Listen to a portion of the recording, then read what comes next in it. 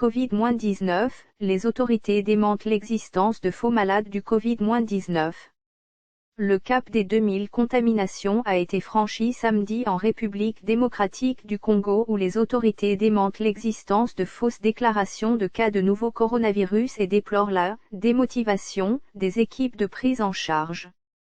Depuis le début de l'épidémie déclarée le 10 mars 2020, le cumul des cas est de 2025.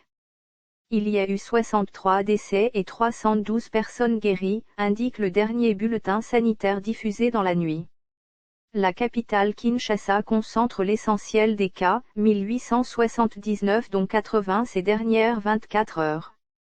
De même source, un médecin et un administrateur hospitalier ont été arrêtés puis relâchés après une controverse au sujet d'un patient décédé au cours de ce mois. La semaine dernière, le président Félix Tshisekedi avait demandé au ministre de la Santé un rapport sur des rumeurs concernant des fausses déclarations de décès liés au Covid-19. Une mauvaise campagne médiatique est menée contre notre pays par certains médias étrangers en vue de ternir son image en rapport avec la gestion du Covid-19, souligne cette semaine le compte-rendu du Conseil des ministres qui s'est tenu vendredi. Le chef des équipes de prise en charge Jean-Jacques Muyambe et l'ambassadeur de Chine en RDC ont démenti ces rumeurs lors d'une conférence de presse conjointe à l'occasion de la fin d'une mission de 12 jours de 12 experts chinois à Kinshasa. Les malades hospitalisés souffrent bel et bien de la pandémie.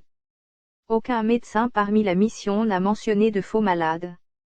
Les malades hospitalisés souffrent bel et bien de la pandémie, a déclaré l'ambassadeur Xu Jing. Les cas sont moins sévères chez nous qu'en Europe ou aux États-Unis. Nous avons une population plus jeune et donc plus résistante aux infections, a détaillé M. Muyambe.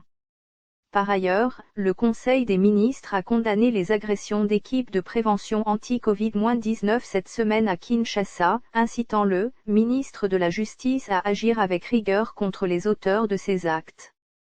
Le déficit de sensibilisation et la démotivation du personnel de la riposte portent atteinte à l'efficacité de la politique menée, déplore aussi le Conseil des ministres. Le Parlement a voté vendredi le prolongement de 15 jours de l'état d'urgence sanitaire, pour la troisième fois. Le directeur adjoint de la communication présidentielle est décédé samedi du Covid-19, rapporte samedi des médias congolais. Source, mediacongo.net.